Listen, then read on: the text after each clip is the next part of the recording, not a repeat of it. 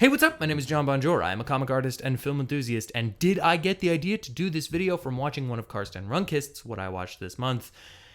Yeah, sure did. I sure did, and I'm comfortable with that for two reasons. Number one, he is significantly more eloquent than I will ever be, so my videos are not going to be better than his, and I'm also not stealing an audience from him because, two, we watch very different movies and we're going to have very different opinions, and that's the whole point of making videos about movies and talking about movies, is that you have a specific opinion and other people are going to have different opinions. So I'm not super worried about it, but shout out to him. If you haven't watched any of his videos, go check them out because, again, significantly, markedly better than this one's going to be. So August was a very strange month for me because I was really fighting the urge to make it a spooky season because I am so excited about Halloween. So the most of this month was me putting off watching a bunch of movies. I did make some exceptions for things that came out, like Weapons. We'll get to that. But August was a very interesting month where I was trying to live into the summer vibe as much as I could, starting with rewatching Ferris Bueller's Day Off, which I had seen Ferris Bueller's Day Off a long time ago, once, bought the Blu-ray eventually, and never watched it again. Watching it now with my mother-in-law and my sister-in-law, who's about 12, this movie kind of rips. This is a hilariously good time. I kind of expected to come back to it and be like, yeah, there's a couple of good moments, but a lot of it doesn't really play. Ferris Bueller is really, really, really fun, and I think a lot of that comes down to its subversive qualities. There's elements of this movie that feel like it is actively making fun of a John Hughes movie. It's interesting watching it with like adult eyes that can process art and film and realizing that Ferris Bueller is not like a great guy. He's not really the protagonist of the movie even. I mean, he is the main character, but he's not really the hero of the movie. Everyone around him is arguably the protagonist of the movie, but Ferris Bueller is just sort of facilitating situations, breezing through life in a way that's extremely fun to watch. Matthew Broderick plays it perfectly. It's interesting watching it now and not idolizing him, not seeing him as a person to look up to, but more a person who is in life just existing, almost like the dude from The Big Lebowski, just kind of walking through life almost in antithesis to the movie, almost trying to not be in the movie, and it's a very fun time. This is just, it's just a really good movie. It is funny, but it is also very heartfelt. So if you haven't watched Ferris Bueller in a while, check it out. After that, I watched The Fantastic Four: First Steps, which I made an entire video about, but to sum it up quickly, I love this movie. I love this movie so deeply. This was the second or possibly third time, maybe third time that I had seen the movie, and it's so good. It holds up so well. I still want to see it for that fourth time in theaters because Fantastic Four, you know? It's kind of makes sense. The things that stand out to me, this movie has so many great character moments. Visually, it is stunning. The world is really cool. I love everything that is presented in the movie.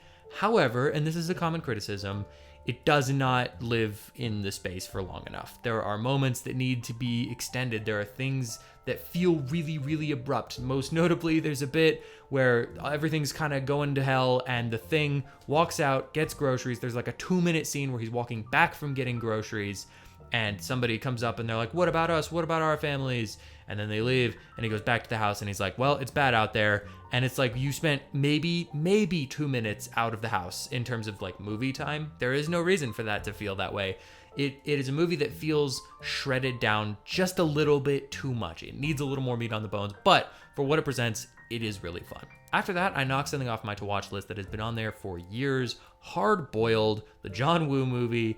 I have wanted to watch this movie for a very long time and never found the right time. This was also not necessarily the right time. Watched it with a buddy who I love very much, but there were like 8 dogs in the room all walking around and barking and freaking out. Nonetheless, Hard Boiled owns bones. It rips the beans clean out my jeans because it is a movie that starts with one of the coolest action sequences I've ever seen and then ramps up the action sequences throughout the rest of the film. And also, the thing that I learned from this movie, the most important takeaway from Hard Boiled, is that you can shoot literally anything to look good. There is no excuse for a movie looking boring. There just isn't, because there are conversation scenes in this that could be set anywhere, and they're set on top of a skyscraper looking out over like traffic passing through, which sounds kind of boring, but it makes it feel cluttered and human and realistic and busy and bustling in a way that I think really lends some life to this movie that does not miss life, by the way. It is not missing exuberance and weird, crazy excitement, but the way that this is shot is always living. It's always breathing. This movie has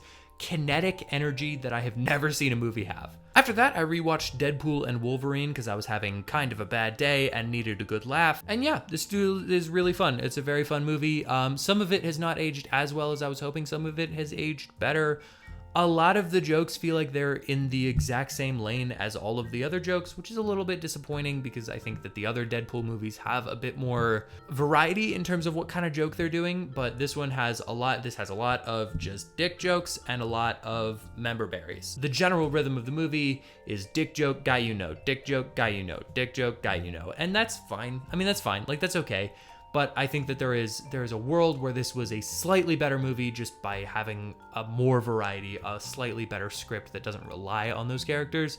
But that said, it still does play really well. Gambit is a whole ton of fun. It's a very exciting movie. It's a lot of fun. And it's a solid Marvel movie. I don't want to rip this thing. That's kind of the trend, is to just go through, watch a Marvel movie, love it, and then wait for a couple of months and then hate it. No, I still really like it. Deadpool and Wolverine is very, very fun, and a lot of it works really well. Then I watched Zach Krager's Weapons, which did I make a video about Weapons? I'm just now realizing I don't think I made a video about Weapons. And I kind of wish I had, but it's a little bit too late now. But I'll just give a quick summary here. Weapons is incredible. Weapons is one of the greatest horror movies. Zach Krager has this way of making these popcorn, exciting, fun horror movies that I think I don't think anybody else is doing these kinds of things. There's nobody else. Maybe Jordan Peele is also making these kinds of things, but his movies have a certain different subtext, a different tone to them. I don't think anybody else is making these elevated horror comedies in the way that Zach Krager is, and I applaud him for it, and I hope he keeps doing this forever. Also, spoilers for Weapons, at least a little bit, a version of spoilers. It gives hints toward what it is. Anyway, I love the idea of making these genre horror movies and hiding them under the guise of like elevated horror. Barbarian is the hillbilly, inbred, mutant freak kind of movie, and Weapons is, again, spoilers, a witch movie, which I was not expecting, and it's so much fun. It is exceptional, and I can't wait to see what he does next. I am down for literally anything. Then I went to Michigan for the Cheeseburger Festival in Caseville, which is a whole other thing I could talk about for a very long time. Had some of the best and some of the worst cheeseburgers I've ever had in my life. In Bad Axe, Michigan, which is an already incredible name, there's a tiny little theater that has been open forever. There are two screens. One is a regular screen, and the other, it used to be a play theater, and then they closed off the balcony and put a screen there. So you are sitting at the screen. You're basically in the screen. If you sit up too high, you can see your head. It's the smallest little thing in the world. And that is where I saw The Naked Gun from this year. And that was perfect. That was the perfect experience. This is a very fun movie. I'm shocked that this is a movie that we're able to make anymore. And I highly applaud it for being as ridiculous and silly and goofy as it is. I will say Naked Gun feels a little bit empty in the sense that it is not necessarily, it's not a movie. Like, it's a series of hilarious jokes, but it doesn't feel like it's intending to tell a story at any time, which is a thing that is fully valid to do. The airplane movies do it. Not Space Jam. Well, Space Jam also is kind of that. What am I thinking of? Star Wars, but not Star Wars. I just can't pull that name. I can't pull that name to save my life, so it's gonna come to me later. But those kinds of movies are things that are not entirely my jam, but very fun to watch once, very fun to just kind of hang out with, which is why I think it's the perfect movie to see in that theater, because you're not really trying to have the cinematic theatrical experience. You're just trying to hang out with some guys, some bros, and that's what I did. Those guys, bros, those are my family, but still bros, some of them. Uncle Dan. I don't know what I'm doing here at this point. Then coming back home, I watched Amazon Prime's The War of the Worlds, which I also made a video about, and you should definitely check that out. It's one of my favorite thumbnails I've ever made, and also just a very fun video. This is the worst movie of the year, for sure. It's not even close. It's insane that this movie was made. It is a huge Amazon ad. And it's funny because they were talking about how, like, oh yeah, well, I don't know, we never intended this to feel like an Amazon ad. We didn't even know it was gonna go on Amazon. And it's like, I see why you would defend that movie in that way. I really do get that if you want to pretend like that isn't something you made. But my brother in Christ, your third act is held together by Amazon branded tape. So let's don't pretend like this isn't the thing that it is. Like, let's just be honest with ourselves. Maybe don't say anything. Maybe don't say anything. Crazy thought. Maybe don't make the worst movie of the year. But like, if you're gonna make a bad movie, if you're gonna make a movie and it comes out bad, maybe just be like, yeah, that one didn't work out so well. I don't know. I feel like there is a space for honesty now with things like this where you can be like, yeah, I was hoping it was going to be something better. It was an interesting project. Like, I would respect the people a lot more for just being like, I thought it was going to be something unique and it ended up not quite playing, but hey, what are you going to do? Over being like, what are you talking about?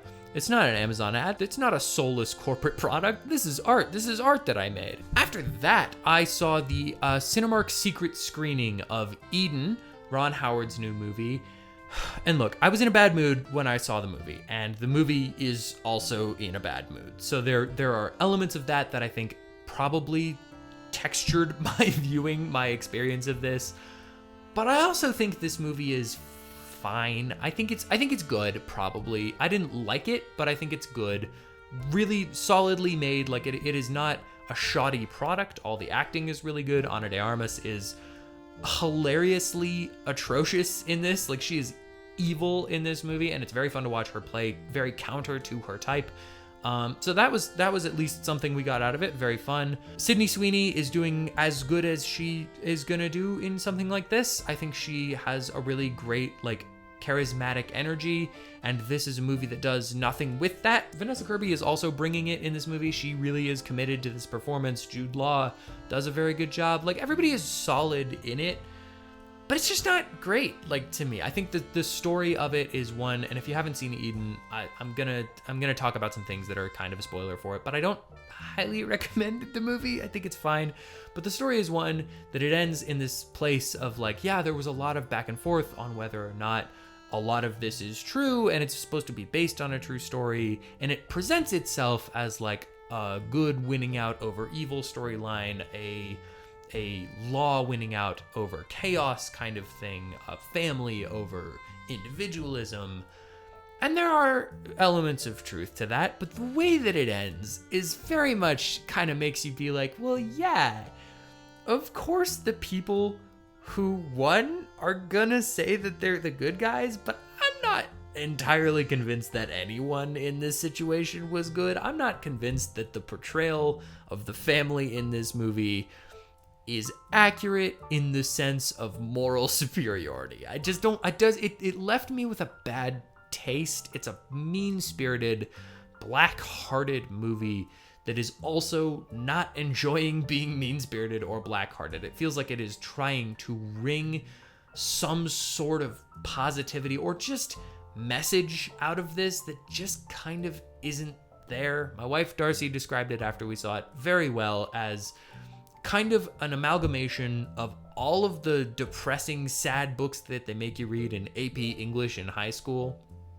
all put into one, adapted into a movie. I was never bored, and it's solidly made, but I just don't think it's great. I don't think it's an awesome movie. Then I watched Bring Her Back, which I made a video on as well, and it is one of the most punishing viewing experiences I have ever had, and I loved every second of it. I have not stopped thinking about Bring Her Back. People keep asking me, well, not keep asking me, but recently someone asked me what's the most depressing movie I've ever seen, and Bring Her Back was in the running for that, because it's just a real bummer, and it's such a punishing experience, but I really, really enjoyed it in the art sense. I didn't enjoy being punished and digging a hole. Anyway, I didn't enjoy it in the sense that it was like fun to watch, but I enjoyed it in the sense that it was so well made and I was so locked in that when the credits rolled, I was awestruck. Like, I couldn't speak. Then I watched Jaws 2, Jaws 3D, and Jaws for the Revenge, and I have made a 40-minute video on that. Please watch it. I worked so hard on that video, and it's one of my favorites that I've ever made.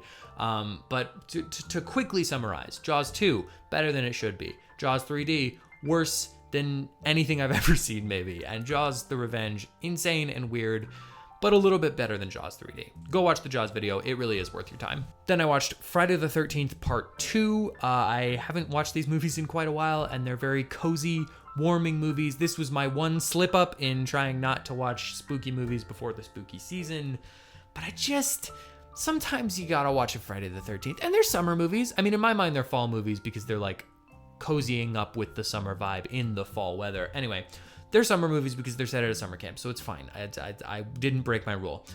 Friday the 13th Part 2 is a lot more fun than I remembered. A lot of the things that I remember from the franchise are in that movie, surprisingly, like more than I remembered. He doesn't get the mask yet. He's all baghead Jason for this one, and it actually works a lot better than I remembered. I really, really enjoyed this movie. There's a really fun, the opening sequence is such a banger because you have the survivor from the last movie goes back to her apartment, and there's just this really long kind of Halloween-esque shot of her just living her life. You're expecting her to get killed at any time, and you're not sure if she's crazy or not, and you're trying to figure that out. Then there's like a cat that walks in, and you're like, okay, well, that was the sound we heard. And then she opens the door, sees like a head in the refrigerator, and then she gets killed by Jason. But there's this really cool balance of like unsure whether or not she's just paranoid or if this is actually happening. It all balances really well, and it's just such a fun opener. This movie's just really good. It's a great slasher, and this is the start of what I remember loving about the franchise. I then caught a screening of The Toxic Avenger remake from this year. It is such a fun movie, and I am blown away by how much I enjoyed it. I highly recommend checking it out. I actually really hope people check it out because so much heart, so much character and soul was put into this movie. The creature design is also really good. I hadn't seen what Toxie was gonna look like, and he looks beautiful. Like, it is so impressive. This is also, by the way, a very John Bonjour coded movie. Like, it is a movie with weird freaks, mutant monsters, a bunch of gore, ooze gushing out from all the places, and a ton of heart. Like, yeah, that's up my alley. This is one of my favorite movies of the year, and it's crazy to me that this exists. The more I think about it, the more I'm like, yeah, that was just a hell of a time. There's so much going on in this movie, and it does the trauma thing that I don't really like for a lot of the other movies because they feel disingenuous. This does that in a way that feels honest and genuine and character focused. It treats this like an actual story, not just a collection. Like, okay, actually, I was talking about The Naked Gun earlier. Man, I really wish I could. Spaceballs was the movie from earlier that I was trying to remember. It was Spaceballs. Toxic Avenger, the original Toxic Avenger. I love that movie very much. It's a weird, crazy, zany movie, and it's a lot of fun. But it does have that kind of Naked Gun airplane-esque element of feeling like, yeah, we wanted to get these ideas in, and the only way to do that was through this story. So we just kind of scattershot, put a story together where we could get this to happen and then play with all our fun ideas. Where the new Toxic Avenger feels like a movie. It feels like they're taking it seriously in a dramatic way, if not also being goofy and ridiculous and silly. This feels, again, a lot like Weapons in the sense that it feels like an elevated horror movie that is also a horror comedy that is also a gross out splatterfest. So I really love this movie. Also, Peter Dinklage is putting his entire being into making this character feel lovable, which is not what I was expecting it to feel. I was not expecting to come out of this genuinely loving Toxie as like a character outside of an idea. Jacob Tremblay also plays his stepson, and he's very, very good. He's such a weird little guy. There's so much weirdness in this movie, and I just loved every second of it. I wanted to make so many more videos this month than I was able to, which is why I'm kind of doing this, is because I feel like I missed so many of the things that were important for me to talk about. And Toxic Avenger, as well as Weapons, are the two that I really wish that I had time to delve into, but I just kind of didn't. So here I am now, repping Toxic Avenger, repping Weapons. After that, I ended the month, literally, like I watched this right up until about 12:15 in the morning of September 1st. K-pop Demon Hunters. And I just made a video on that, and look, I said it in the video and I'll say it here. I did not think I was gonna like this. I was not expecting to be a fan of K-pop Demon Hunters because of the title, because of the fans, because of the aura surrounding the K-pop Demon Hunters movie. I was really prepared to hate it. And it rips so hard. It's so good. It's so much fun, and it makes me so happy, and I want to rewatch it. This has just been a really good month, honestly, of watching movies. I had a really good time. I would love to hear what you watched this month. What are your thoughts on some of these movies? Have you seen specifically Toxic Avenger? If somebody wants to talk about Toxic Avenger, I really want to talk about Toxic Avenger. Thank you so much for watching this video and checking out my channel. If you'd like to hear more of my thoughts on movies, comics, TV shows, I don't know, remakes, anything of the sort, hit the like, hit the subscribe, and comment down below what you'd like me to review next, or do none of that because I am not your dad.